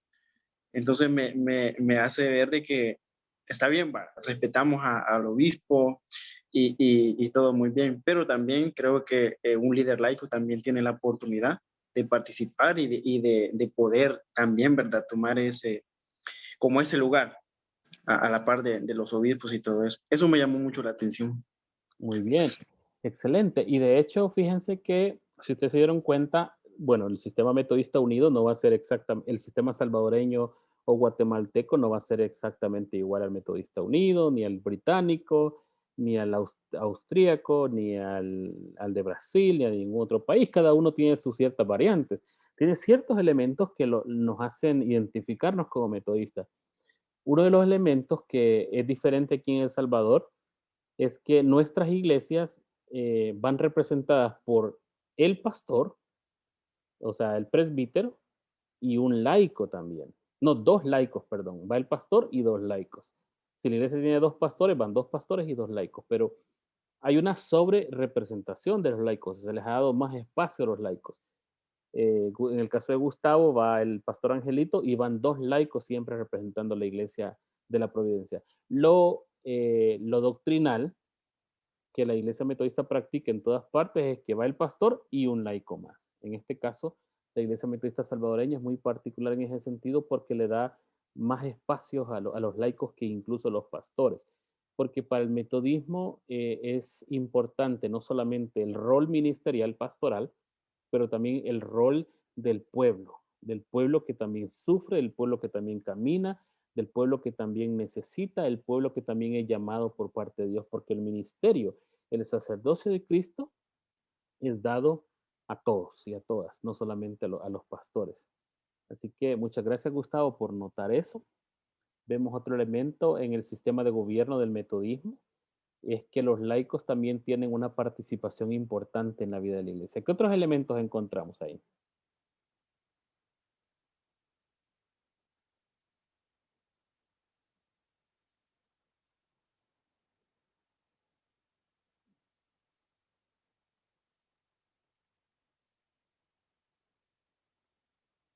Hermanos, ¿están conmigo?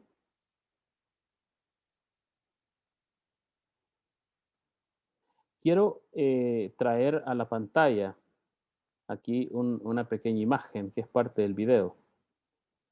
Fíjense ustedes que la Iglesia Metodista Unida tiene 3 cuerpos. No solamente es un cuerpo, son 3 cuerpos. El cuerpo legislativo, que es la conferencia general, el liderazgo espiritual, que viene a ser el cuerpo ejecutivo, y el Tribunal Supremo, que viene a ser el Concilio Judicial. ¿Dónde más han visto estos 3 cuerpos? El cuerpo ejecutivo, el cuerpo legislativo y el cuerpo judicial. ¿Dónde los han visto?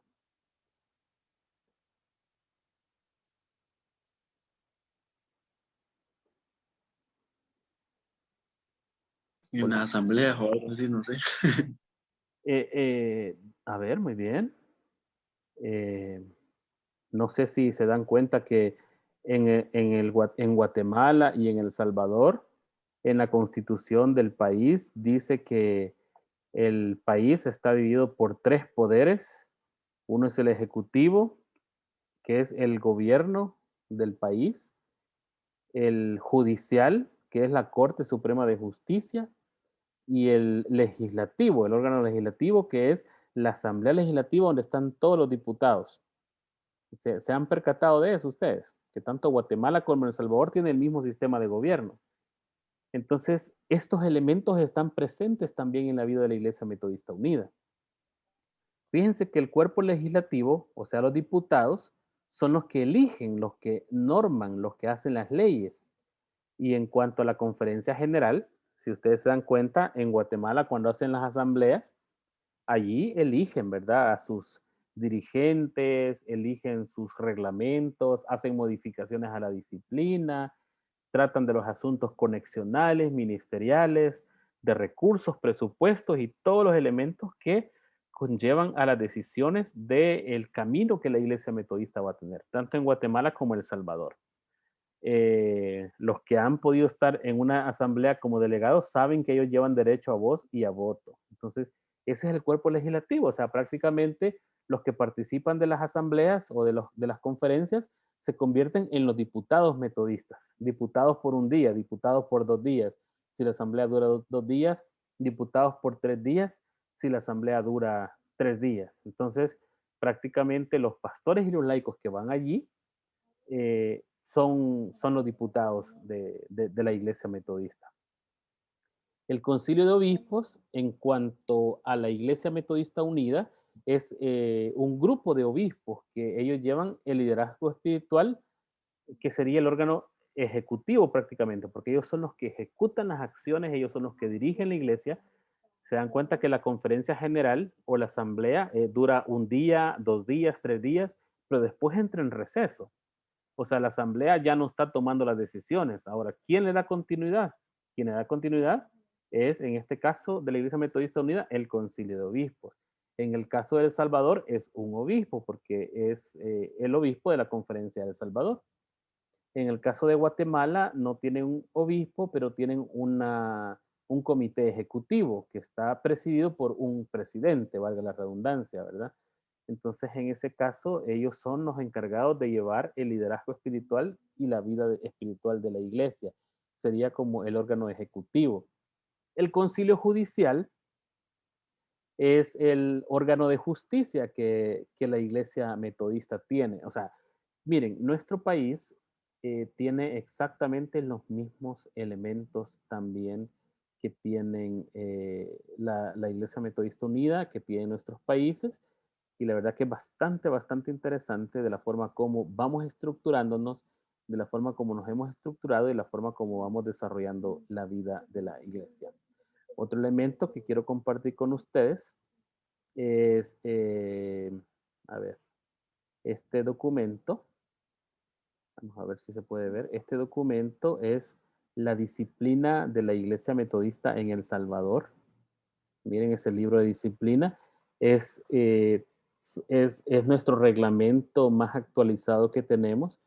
Fíjese bien que esta fue revisada en el 2020, el año pasado, durante la pandemia. Tuvimos una asamblea virtual que en esta disciplina habla de los postulados doctrinales, o sea, quiénes somos como metodistas, nuestro quehacer teológico. Aquí hablamos de los elementos que nos definen como metodistas, de la universalidad de la gracia, de la justificación por la fe, el testimonio del Espíritu y nuestra regeneración, de la santidad y la perfección cristiana. Aquí vamos viendo pura doctrina, lo que somos, lo que nos define, lo que nos hace diferentes de otros. Las doctrinas, estas cuatro elementos de las cuales estamos hablando, están sustentados en las fuentes teológicas. ¿Cuáles son nuestras fuentes teológicas? Si ustedes ya cursaron la materia teología wesleyana, allí ustedes tuvieron que ver estos cuatro elementos, o sea, los cuatro pilares de los cuales la iglesia metodista toma como fuente sus bases teológicas. Una es las Sagradas Escrituras, la razón, la experiencia y la tradición, que es más o menos así como nace el movimiento metodista. Como no es una clase de teología wesleyana, no podemos profundizar en ellos más, pero se los menciono para que vayan viendo cómo está definida nuestra disciplina. Habla de las reglas generales. Fíjense que las reglas generales fueron puestas por Juan, bueno, en realidad Juan Wesley redactó estas reglas durante su tiempo, pero estas reglas también tenían esa conexión con la iglesia anglicana, por eso vamos a encontrar que algunas están bastante parecidas. Obvio las que él consideraba que no correspondían, y pues nosotros hemos retomado de la experiencia de Wesley y del metodismo primitivo, hemos retomado las reglas generales y hablan de las reglas negativas, y fíjense que son cosas muy, muy, muy elementales, como por ejemplo, la iglesia, el pueblo cristiano no debe tomar el nombre de Dios en vano, no debe profanar el día del Señor haciendo trabajo ordinario, comprando o vendiendo en él, no debe embriagarse, no puede comprar ni vender bebidas alcohólicas, a menos que sea de extrema necesidad. Me imagino que por cuestiones médicas, ¿verdad? Que a veces se pueda recomendar. Fíjese bien que no podían tener esclavos, no podían comprar o vender esclavos los primeros metodistas. Nosotros lo retomamos como salvadoreños porque consideramos que hay otras maneras de esclavitud modernas. Usted puede tener esclavos sin necesariamente llamarles esclavos, pero por eso es que los retomamos como metodistas salvadoreños. No podemos reñir, armar contiendas, provocar alborotos, acusar ante la ley al hermano, devolver mal por mal, crear injuria, regatear al comprar o vender. Imagínense este pecado mortal de andar regateando, que deme lo más barato, que esto y lo otro, porque el movimiento metodista se basó en la justicia económica también, que aquella persona que vende un producto a un precio justo, hay que mantener el precio justo. Ahora, si se está aprovechando del precio, si le venden una naranja en $1 cuando le dan en todas partes 10 naranjas por $1, obviamente usted no va a pagar el dólar que le están pidiendo, ¿verdad? Usted también está llamado a pedir justicia. Comprar o vender efectos que no hayan pagado impuestos, imagínense. Dar o tomar cosas mediante usura, es decir, con interés ilegal. Interés ilegal es aquel interés desproporcionado que deja pobres a la gente. Y así sucesivamente. Ahí vamos viendo en las reglas generales, hablamos de las reglas negativas y también hablamos de las reglas positivas. Y aquí son todas las cosas a las que estamos llamados a hacer todo el bien que podamos, de todas las formas que podamos, con toda la gente que podamos. Habla de las reglas religiosas, que es el culto de Dios, el ministerio de la palabra, la cena del Señor, la oración de familia, el leer las escrituras, el ayuno, la abstinencia y así sucesivamente. Eso es lo que nos define como metodistas aquí, en la China, en Guatemala, en México, en Honduras, en Nicaragua, donde sea, nos define como metodistas universales, donde quiera que sea, porque venimos de la iglesia madre, ¿verdad? Que tiene que ver con los Wesley. Ahora, a partir de eso, también están los artículos de religión. Estos artículos de religión fueron retomados de los artículos de religión de la iglesia anglicana, que como metodistas, pues Wesley los utilizó, los puso en práctica y pues los metodistas decidimos también implementarlos y adoptarlos. De todos los artículos de religión, creo que solamente uno no lo adoptamos porque no encontramos consenso y porque eh, creemos que en el sistema salvadoreño no se adapta por cuestiones particulares a nuestra realidad social en la que vivimos y la naturaleza de nuestra iglesia. Pero ya vamos viendo cada uno de los artículos de religión. Y ahora, esa es toda la parte teológica que nos define a nosotros como metodistas. A partir de ahí, cuando terminamos los artículos de religión, ya tenemos el elemento al que le llamamos constitución. En la constitución es aquel documento que se suscribió cuando se le dio vida a la iglesia metodista. En ese tiempo se llamaba Ministerio del Interior y aquí están los estatutos de la iglesia metodista, el domicilio y los miembros y todos los elementos que le dieron vida a la iglesia metodista. Gustavo preguntaba cuándo fue que esto sucedió. Aquí tenemos el dato exacto.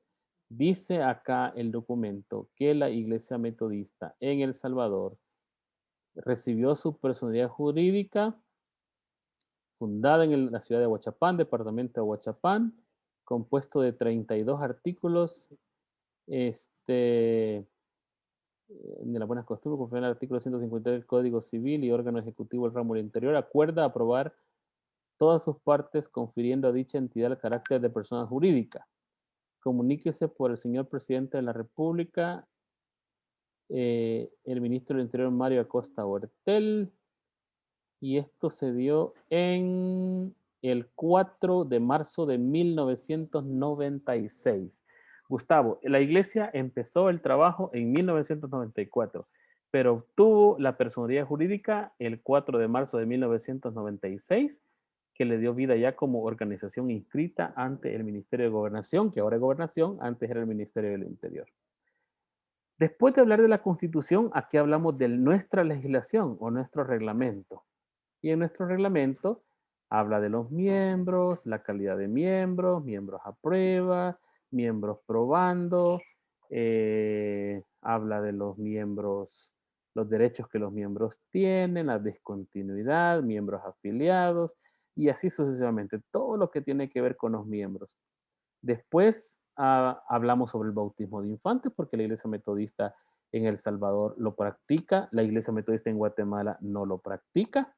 Entonces, esa es una diferencia que cada iglesia tiene derecho a hacerlo de esa manera. Habla también del traslado de los miembros, habla de los miembros inactivos que ocurren en todas las iglesias en el mundo, que a veces tenemos miembros que son activos, pero de repente por alguna razón, pues dejan de ir y hay que tomar decisiones, ¿verdad? Si van a seguir perteneciendo o no a la misión. Y así sucesivamente, habla todo lo que tiene que ver con los miembros. Después habla de la organización y gobierno, todos los cuerpos gubernamentales. Miren, habla de las iglesias, las comunidades de fe, las avanzadas, iglesias constituidas. Después de esto, habla de la conferencia de la iglesia. Habla de las conferencias locales o asambleas locales que la iglesia celebra. Después de las conferencias locales, habla del concilio de la iglesia y ahí define cada uno de los miembros que conforman el concilio.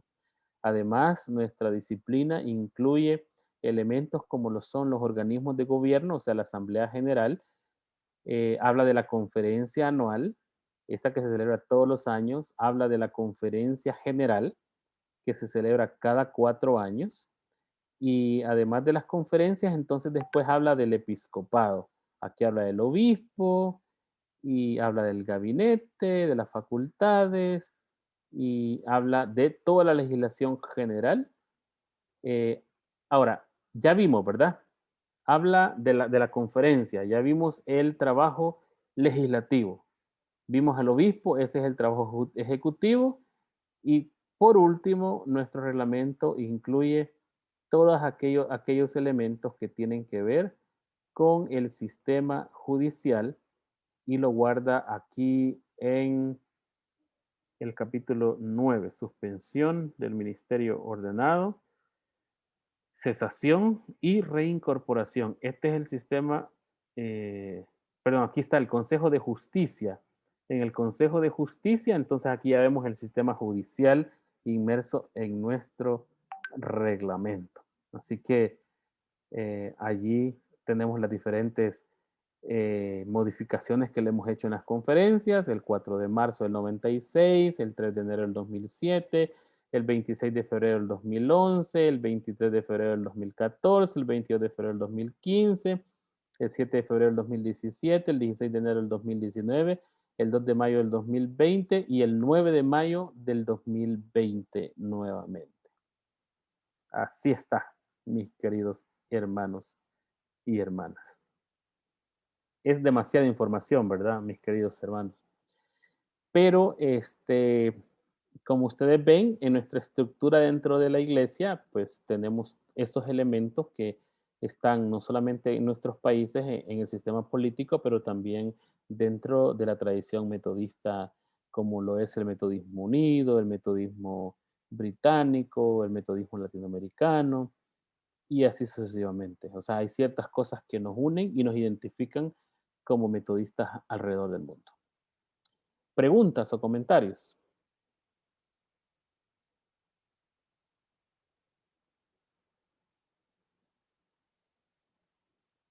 ¿Hay algo que no les quedó claro? Porque yo sé que ha ido demasiado rápido porque el tiempo, pues, no es suficiente para poder pasar mucho tiempo. Nos quedan ya prácticamente 5 minutos para terminar nuestro tiempo en la clase. Este, entonces, si tienen algún comentario o algo que quisieran agregar.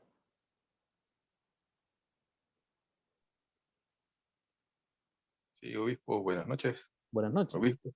Sí que solamente quería consultarle, de toda esta clase que hemos estado recibiendo estas 2 horas, aparte del video que usted dice que nos va a proporcionar, igual que el anterior, no sé si nos podría usted proporcionar alguna información adicional como la que he estado poniendo ahí en la pantalla, Ajá. para poder también nutrirnos más acerca de lo que es la legislación en la iglesia metodista, ¿verdad? Claro, yo Entonces, puedo compartirlo. esa era la consulta que tenía para así, como usted mismo lo ha dicho, lo ha llevado así, han sido pinceladas de lo que se ha estado viendo un poquito rápido, sí, porque es bastante extenso también. Tal vez eso nos pueda ayudar este aporte. Claro, La claro, consulta. yo se los puedo facilitar para que lo tengan allí y puedan darle una miradita también, más profunda. Bueno, está bien, gracias. Ujú.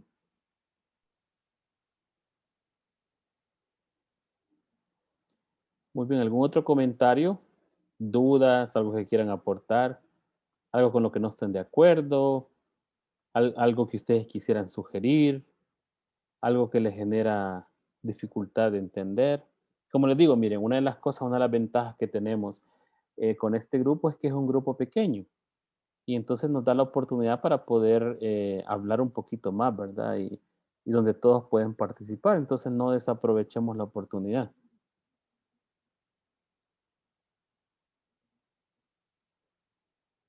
Porque ya la próxima clase ya no vamos a hablar sobre la estructura, ¿verdad?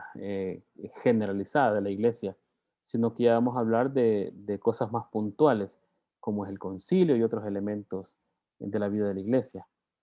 Así que esta sería nuestra oportunidad para hablar sobre el metodismo de manera más general y de la estructura que la iglesia tiene.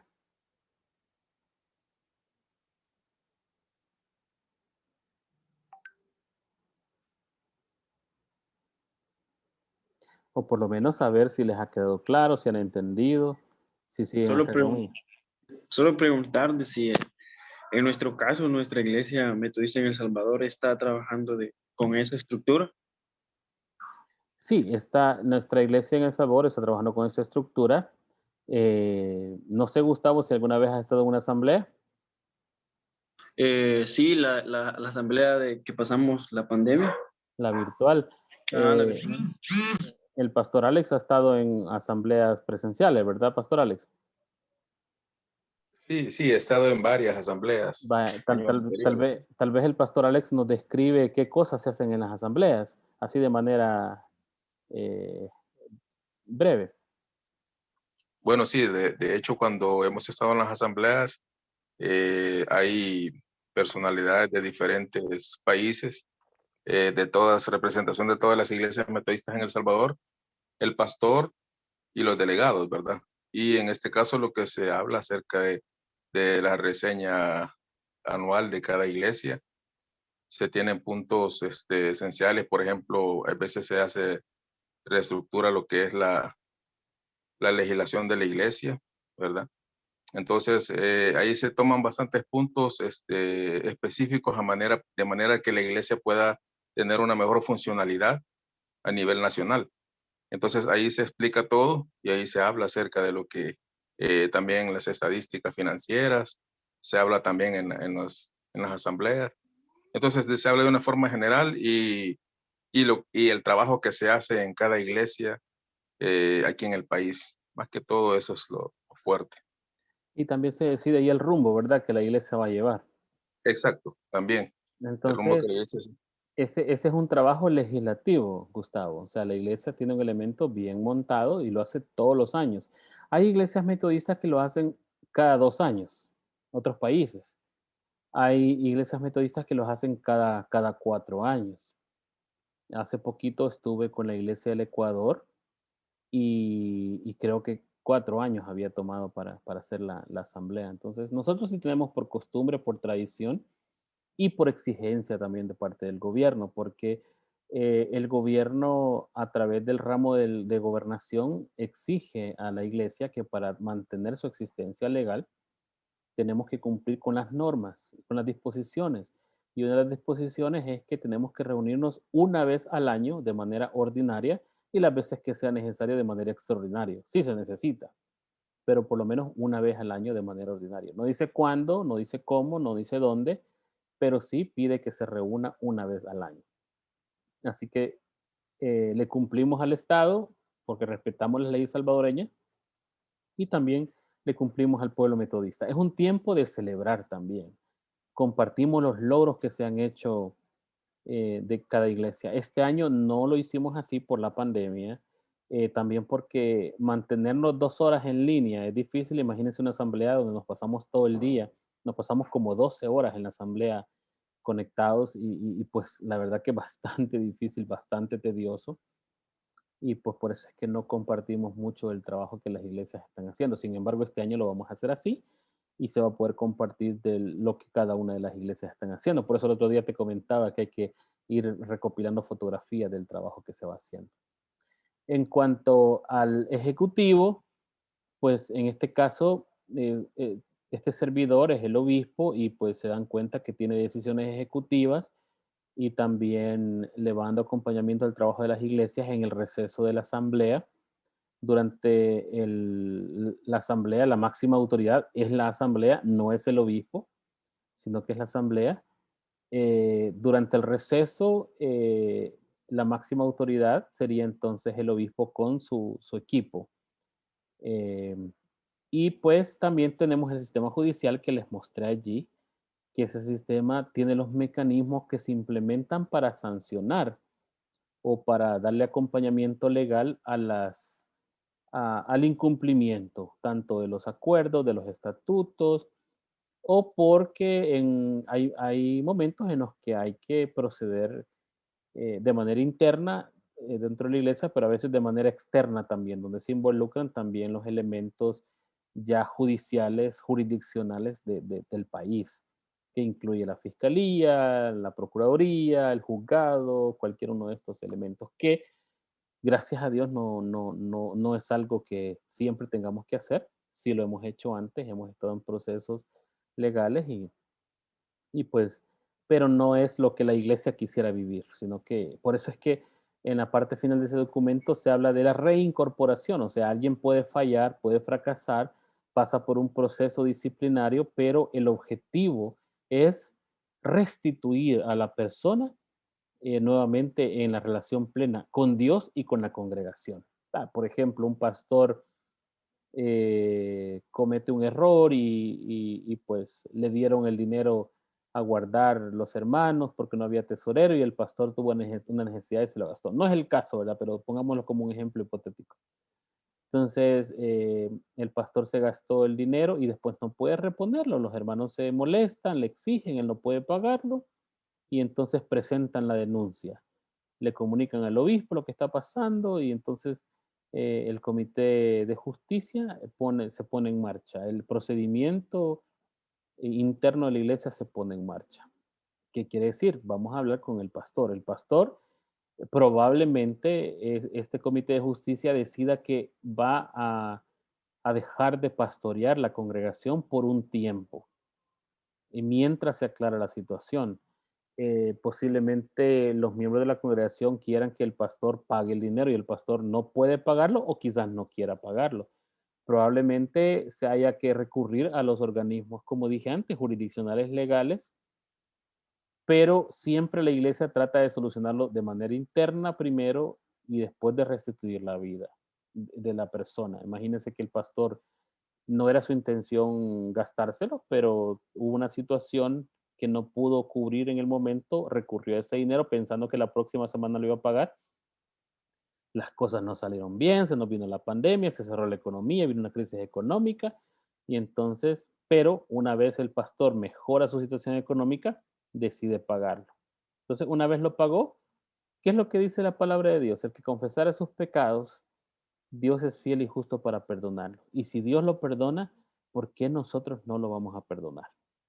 Entonces, lo que vamos a buscar siempre es que la persona pueda restablecer su relación con Dios y su relación con los hermanos de la iglesia. Ahora, esto sí, ya sabemos que el hermano tiene problemas con administrar dinero y bajo ninguna circunstancia le vamos a permitir y de hecho le vamos a recomendar de que en su iglesia haya un concilio bien organizado, donde haya un comité de finanzas, donde haya un tesorero o tesorera que sean los que resguarden el dinero, pero ese pastor no podría resguardar dinero. Así que, a manera de ejemplo, pero lo que pasa es que generalmente en las iglesias locales, el concilio local de la iglesia es el que resuelve la mayor cantidad de situaciones de este tipo. Y por lo general no es el pastor el que está involucrado, sino que es un miembro. Pero digamos que si el concilio no logra resolver, entonces pasa a un organismo mayor, que sería en este caso la oficina episcopal, o sea, la Oficina Nacional de la Iglesia, quien a su vez va a organizar el sistema de justicia para que se le dé el proceso respectivo. Gracias a Dios no es algo a lo que se recurre todo el tiempo. En mi caso, yo trato de hacer un trabajo, un acompañamiento espiritual. Si hay un hermano que está en una situación, les acompañamos. Si es un compañero pastor, le acompañamos. Y se busca que las cosas se arreglen. Si es un miembro, tratamos de buscar la armonía, la paz, la comunión, el amor, el compañerismo, de manera que estas instancias no sean necesarias. No siempre se usa, porque por lo general logramos resolver antes, pero si es necesario va a pasar a este mecanismo del sistema de justicia interno. Y si este sistema no logra restituir la situación y a la persona, entonces va a pasar al sistema de justicia nacional del país. Todas las iglesias tienen esto y la iglesia metodista en El Salvador también la tiene estructurada. Y cuando digo todas me refiero a todas las iglesias organizadas, como lo es el metodismo y su sistema de gobierno. Así que, mis hermanos y hermanas, Muchas gracias por su tiempo. Gracias por compartir esta noche en esta clase. Y pues esperamos vernos la próxima semana por el mismo canal y a la misma hora. Así que espero que tengan una excelente semana y ya les vamos a asignar, les va a caer ahí un mensaje de WhatsApp, la asignación, o sea, la tarea para esta semana. Ahí les vamos a proveer los materiales también. Que el Señor me los bendiga y que pasen una excelente semana. Amén. Buenas noches, pastor. Buenas noches a todos. Dios les bendiga.